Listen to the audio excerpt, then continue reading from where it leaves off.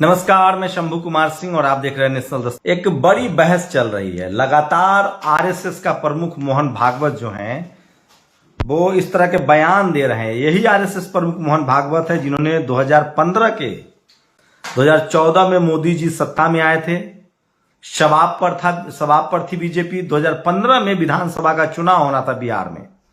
उन्होंने कहा था कि आरक्षण की समीक्षा होनी चाहिए। उससे पहले कांग्रेस के जनार्दन द्विवेदी ने कहा था कि सवर्णों को आरक्षण मिलना चाहिए, जो बीजेपी ने बाद में दिया। उसके बाद बिहार चुनाव से ठीक पहले मोहन भागवत ने कहा कि आरक्षण की समीक्षा होनी चाहिए। उसके बाद लालू यादव, नीतीश कुमार गठबंधन में आए थे।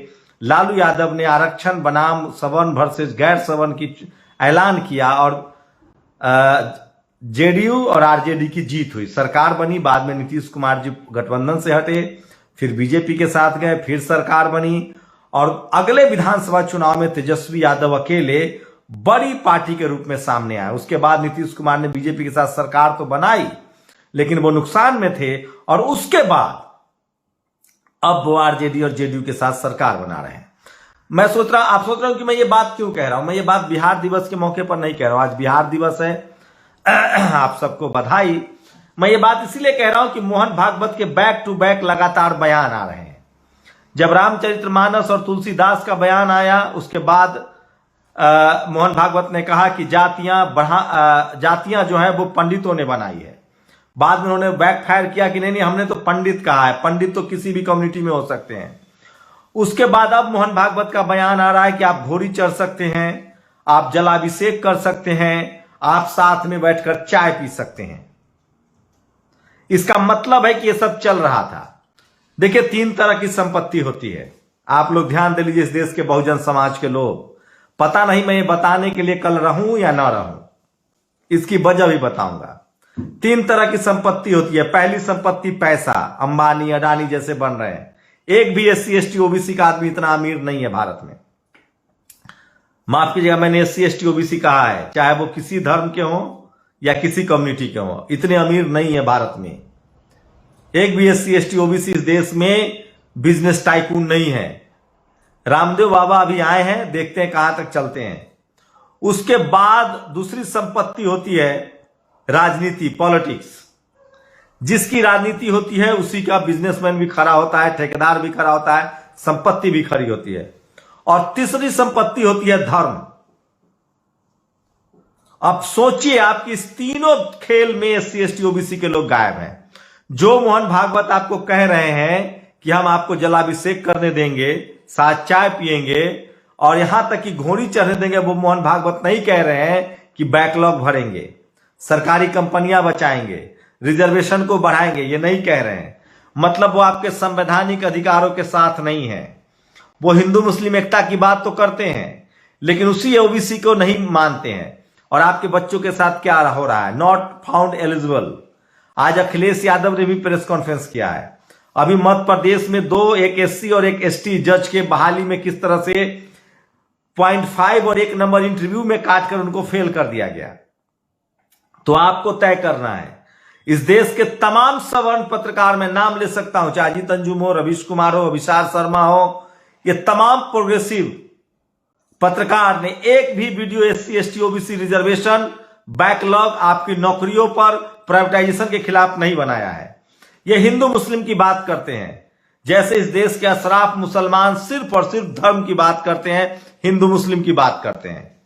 क्योंकि नौकरियों में भी उन्हीं का कब्जा है, राजनीति में भी उन्हीं का कब्जा है और धर्म पर भी उनका कब्जा है। वहां भी OBC और ST मुसलमान बाहर है। उसी तरह से हिंदुओं में भी यही स्थिति है लगभग। अब मैं बात करूंगा राजनीति की।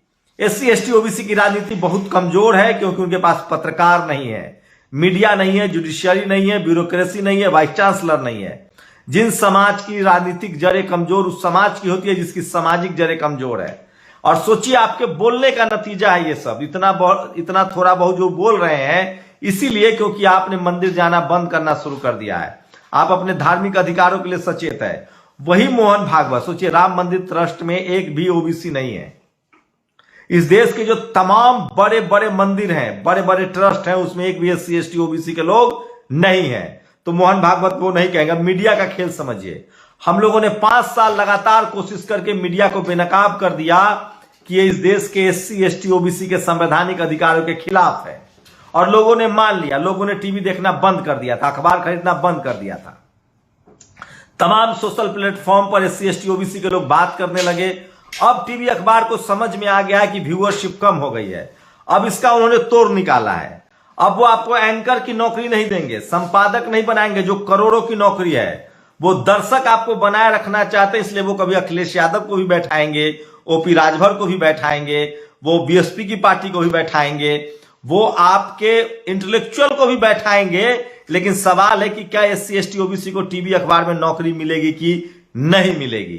तो इस बात को समझिए, जिस काम से कोई लिख रहा है कि आप अंगूठी मत पहनिए, सर ये कोई पत्थर वाला अंगूठी नहीं है।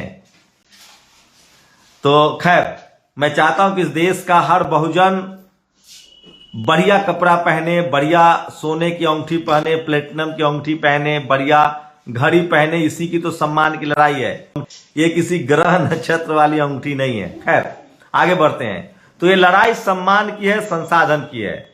तो मोहन भागवत जी जो आपके धार्मिक अधिकार की बात कर रहे हैं, वो आपको आपके धार्मिक अधिकार तो देना चाहते हैं, लेकिन वो आपको ट्रस्टी नहीं बनाना चाहते हैं। सवाल है कि दान पेटी की चाबी किनके पास है। सवाल है कि मंदिर में ट्रस्ट है, उसको उसकी चाबी किसके पास है, उसमें मेंबर कौन है। आपको उस पर बात करनी पड़ेगी। आपको पॉलिटिकल भागीदारी पर बात करनी पड़ेगी। आप CM कितने हैं, आप SP कितने हैं, DM कितने हैं। इसलिए मानवर साहब ने कहा था, वोट से लेंगे CM PM और आरक्षण से लेंगे SP DM। आपकी नौकरियों के बारे में वो क्यों नहीं बोलते हैं? जिनको आपके धर्म की चिंता है, आपके हिंदू न होने के तकलीफ में वो पतले होते जा रहे हैं, लेकिन वो आपके संवैधानिक अधिकारों के साथ नहीं। यही चीज समझना पड़ेगा। इस देश के SC ST OBC को यही बात समझना पड़ेगा। आप किसी भी धर्म में हैं, किसी भी कम्युनिटी से हैं, वो आपका संवैधानिक अधिकार है वो भी। लेकिन आपके पास पैसा कैसे आएगा, राजनीतिक अधिकार कैसे आएगा, और जिस धर्म में आप हैं उस धर्म की संपत्ति में आपकी कितनी भागीदारी है, यह सबसे बड़ा सवाल है। और इस पर कोई भी जनरल कैटेगरी का पत्रकार, चाहे वो किसी धर्म का हो, किसी कम्युनिटी का हो, वो आपको यह बात नहीं बताएगा, क्योंकि वो जानता है कि ये बात जो है वो उनको अवेयर करेगा। मैं इसलिए बार बार कह रहा हूं कि आपको समझना पड़ेगा, SC ST OBC है तो आपके संवैधानिक अधिकार जो है, जिससे आप CM PM SP DM चपरासी से लेकर चीफ जस्टिस तक की नौकरी करेंगे, वो आपके समाज को बदलेगा। मैं फिर कह रहा हूं, पॉलिटिकल हुक्मरान बन के भी आप उतना भला नहीं कर सकते हैं समाज का, जितना भला संवैधानिक अधिकार बचा के कर सकते हैं। वो कैसे? प्रोफेसर कितने MP MLA बनेंगे? 500 राज्यसभा और लोकसभा मिला के 700, 750, करोड़ों परिवार है, लेकिन वाइस चांसलर की नौकरी, प्रोफेसर की नौकरी, डॉक्टर की नौकरी, इंजीनियर की नौकरी, businessman, media, judiciary, college, university, bureaucracy, judiciary, वकील, ये तमाम जो बड़े पद हैं, जो डिसीजन मेकिंग बॉडी है, वहां जब तक आप नहीं जाएंगे तब तक आपकी आर्थिक स्थिति नहीं बदलेगी। आर्थिक स्थिति नहीं बदलेगी तो सामाजिक स्थिति नहीं बदलेगी, और सामाजिक स्थिति नहीं बदलेगी तो आपको राजनीतिक सत्ता प्राप्त नहीं होगी, और राजनीतिक सत्ता प्राप्त नहीं होगी तो आप धार्मिक अधिकार रखने के बाद भी सिख समाज को कोई गुरुद्वारे जाने से रोक देगा, मुस्लिम समाज को कोई मस्जिद जाने से रोक देगा, आप मंदिर जाना चाहते हैं तो कोई रोक देगा? जो लोग रोक रहे हैं वो हाशिए पर हैं। लेकिन सवाल है कि आपकी राजनीतिक, सामाजिक और आर्थिक मजबूती तब मिलेगी जब आप संवैधानिक अधिकार मिलेगा। और मोहन भागवत बहुत चालाकी से प्राइवेटाइजेशन के खिलाफ नहीं बोलते हैं, आपके नौकरी के पक्ष में नहीं बोलते हैं। वो कह रहे हैं आप कावड़ होइए, आप जलाभिषेक कीजिए, आप चाय बैठ के हमारे साथ पीजिए, बैकलॉग की बात मत कीजिए, नौकरी की बात मत कीजिए, अपनी आर्थिक स्थिति सुधारने की बात मत कीजिए। तो एक बहुत बड़ी होशियारी है, बहुत बड़ी चालाकी है, और ये लगातार SC ST OBC चाहे आप किसी धर्म से हो आपके खिलाफ होता रहा है। और उनकी पहचान कीजिए, जो आपके धार्मिक अधिकार के लिए लड़ रहे हैं वो आपको धर्म के नाम पर जो ट्रस्ट है उसमें भागीदारी दे रहे हैं कि नहीं, ये भी तय कीजिए, ये भी देखिए।